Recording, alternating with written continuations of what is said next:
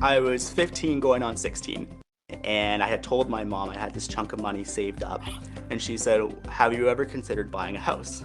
And at the age of 16, like the last thing that I'm thinking about is buying a house. I wasn't sure what I was really putting my money into, but I had confidence in my mom that we were making the right decision, and it definitely paid off. My name is Sebastian, I'm 28 years old, and I built a net worth just over $1 million US without making a six-figure salary. Let's go. I've spent a good portion of my life from the age of 15 to about 24, kind of just working all the time, every single day. The last 3 years is actually the most quietest that I've ever had my entire life.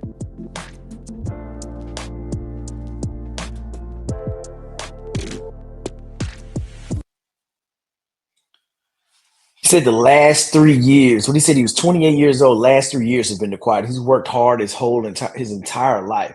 He was making 58,000. His wife makes 64,000 as an RN.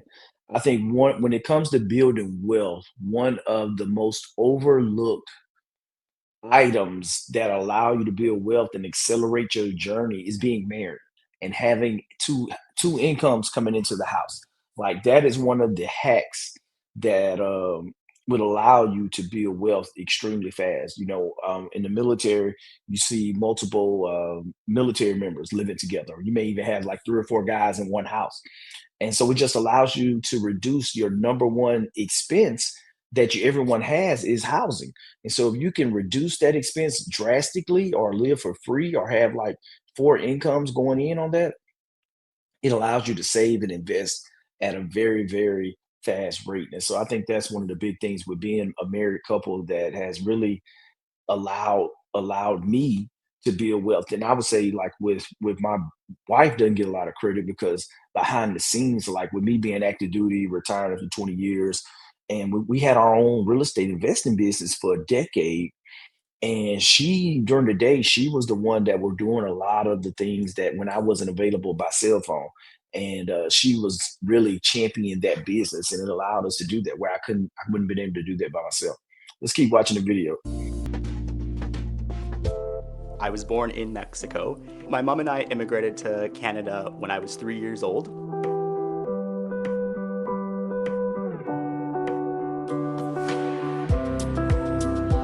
My mom was hesitant to go ahead with that, and she had told me that maybe you could use that money for something better. 48,000. Let's And go. she said that if you took that initial down payment to buy this house, you could buy it, we could renovate it, and then sell it for a profit. And the concept at the time was just very confusing to me. I didn't really understand what she meant by that. My mom has been a cornerstone in my life. She's Mom always had that kind of vision. guided Let's me in go, the right mom. Plant them direction to seeds. where I should go. She had told me that this will be the best decision you'll ever make in your life. So I had Nice. given mom the savings that I had, and we had moved forward and purchased this house. Used all his savings, covered the remainder to make a 9,800 down payment When on I his first first property. walked in there, I thought to myself, what have we done? It needed to be completely gutted. I didn't know the first thing about construction. Mom had helped with Man, all the that place look renovation good. What are you talking costs about? with some lines Completely of credits good. that she had. I was tearing down walls, ripping out flooring, putting new flooring in, ripping out Wow. cabinets, helping put new cabinets in. Now I'm not going to crap on my man and him going out and buying his first house, but I'll tell you as a real estate investor and for those that are rehabbing properties, like we have to get out of the emotional stigma of we have to our very first property has to be our dream home. Hopefully that makes sense. I see way too many people. You're going in, you're putting in the granite countertops. You're going in and you put in the walk-in shower and with the glass door, which is nice to have those creature comforts. But looking at those cabinets, looking at that bathroom, like there was no reason to go in and renovate that unless you want to be more comfortable if you're going to be there long term. So we're going to finish listening to the story, but I just wanted to see that. I saw the pictures and really wanted you guys to know that a lot of times it's okay to make a sacrifice. It's okay to have the original cabinets in there, to have the bathroom as it is, and save that money or save that cost that you don't have to put in, especially if you're looking to flip a property. But I'm just putting that plug out there.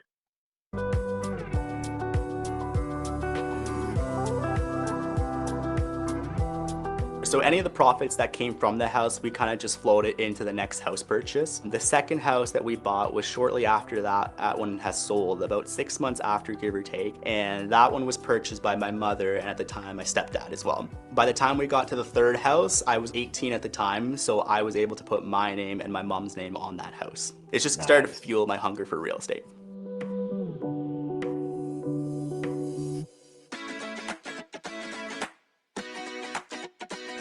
Almost one house a year.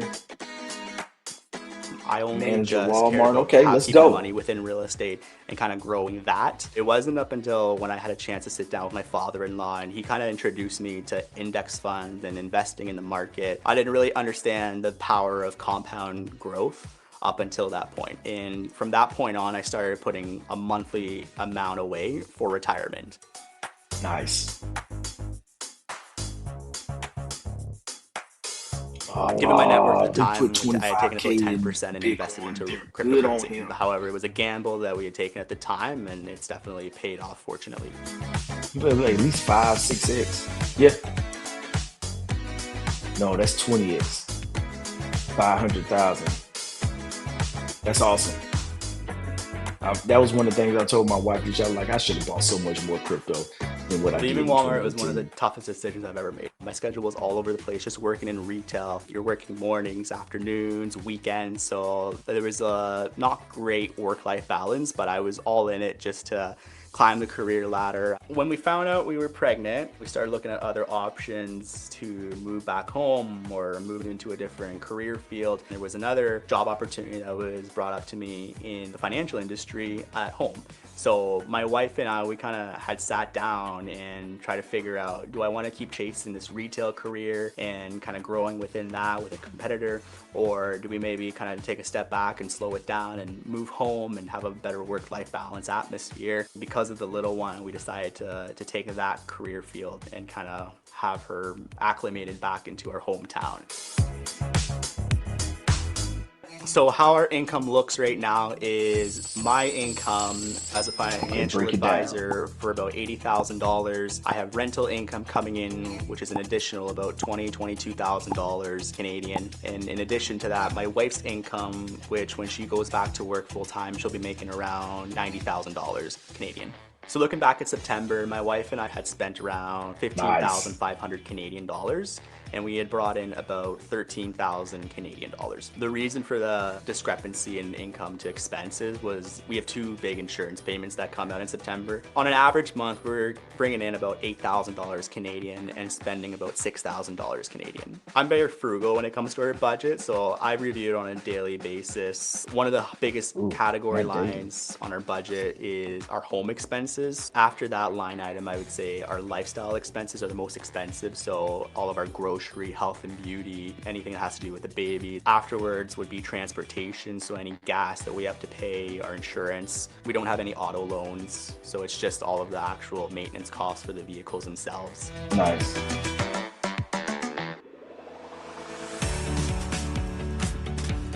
By the time she's 18, she should have around $150,000 for her education savings plan at the time.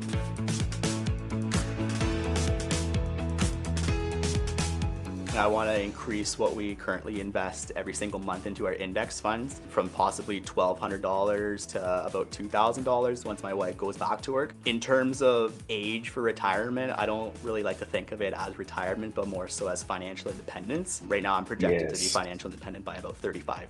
There's been certain individuals in So my you want to life be that have financially guided me to where independent I by am today. Like 35. That's what I'm talking about. Like, I love it. I love but he started at 16. A lot of times I talk to clients, they're starting really late in life. And so this young man started at 16, started flipping houses. Mom planted that seed.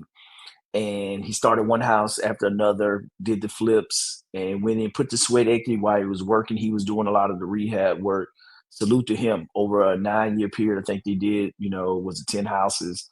And that's the work. That's how it goes. I look back on my story with 2015 when we made the leap of faith. We had decided a year before, my wife wasn't going back to work after we had our son. It was more important and more cost effective for her to stay at home versus putting him in daycare, where it's like $1,600 a month. and flip one house at a time, one house at a time. Then 2020, we got our first apartment complex, and then since then we bought 4 more complexes, and it's just been a blessing. It hasn't been easy. There's been challenges along the way, but you have to make sacrifices to build wealth. At the same time, he made a career change, went to being a financial advisor. That's really cool. I'm a financial advisor, so I really like that. But I love the flexibility that comes with my time. And for me, being able to focus on building wealth and being around money and finances, educating my kids, and the time freedom. And so retiring from one career in the Air Force and doing this now, when he said the financial independence, he's 100% right. Like, retirement doesn't mean like, oh, you're just gonna go sit in the beach or just play cards all day or something. Like, you're out of the rat race. You're out of the grind with the employer. You're doing whatever it is that you love to do. And you don't have to worry about money, the stress that comes with finances, this and that, and the expenses that come with it. And, so that's one of the things, especially, where I'm at now, 43, and looking on like life and what's most important in life, which is the free things, relationships, loves, and being able to invest the time in those things that really matter.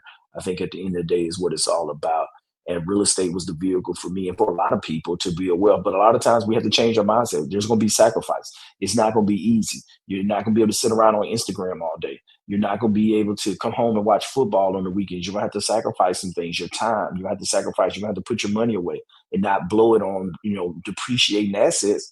And then 2, 3, 4, 5 years, 10 years down the line, you're going to be able to reap those benefits for a lifetime. And so that's the thing that, this is encouraging for a lot of people to start to get to that $1 million net worth. There's going to be some sacrifice. There's going to be some saving. There's going to have to be a lot of discipline in your life to get there. And unfortunately, that's why we have a problem right now where over half of Americans, with 170 million Americans, it's about 340 millions in Americans that we have. 170 million, half of them, 140 million. No, I said it right. 170, 340. 170 million can't afford $1,000 expense to pop up. And it's because we don't have discipline. We don't have the information, the education on how to really budget and run our finances, and we don't want to do it. And we're distracted by all the other things, Instagram, the politics, the news. And so, if anything, be encouraged that you have to take back control of your finances in every shape, form, and fashion. Find somebody that you can build wealth with, that you can do life with, and be committed to that individual. I think that's one of the best things I ever done, getting married, or getting married to the right person, and and having children together, and just building a family. That focus has been a blessing. So with that, I think that's the end of the video here. We'll let it wrap up, but make sure you like, subscribe to the channel. We bring back more of these videos. Make sure, for my accredited investors out there, make sure you join my newsletter for all the exclusive updates and deals and things like that that you want to get access to. Would love to share that with you. Let's go. Let's make some equity happen together, guys. We're going to let him finish, though. Couldn't have done any of this without the help of those individuals, and I would love to somehow give to others what I've learned along my track. At the end of the day, I think it has to do with what you do with your money, making sure that you know where your money is going, what you're spending your money on, how you're investing your money. All of these different things will propel you into things that you won't even imagine. Facts. Let's go. Let's make some equity happen. That motivated me. I see myself in him with just being the real estate and start. I wish I had started at 16. Man, I would have. Who knows where we would be if I had started at 16, but it's all good. No regrets. You guys make today count. And I'll see you on the next video.